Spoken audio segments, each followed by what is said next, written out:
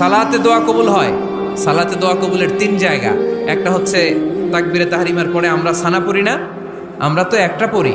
আল্লাহর হাবিব সুন্নাহ এবং নফল নামাজে আরো পড়তেন সানা, ওই দোয়া কবুল হয়। দুই নম্বর জায়গা সালাতে সেজদায় পড়ে দোয়া করলে কবুল হয়।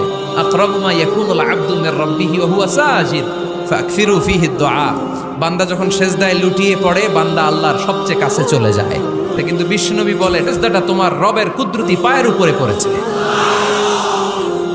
সেজদায় পড়ে দোয়া করেন। সালাম ফিরানোর আগে বিশ্বনবী দোয়া করতেন, লা ইউসাল্লিমান্না আহাদুকুম হাত্তা ইয়াতাআওয়াযা মিন আরবা'a।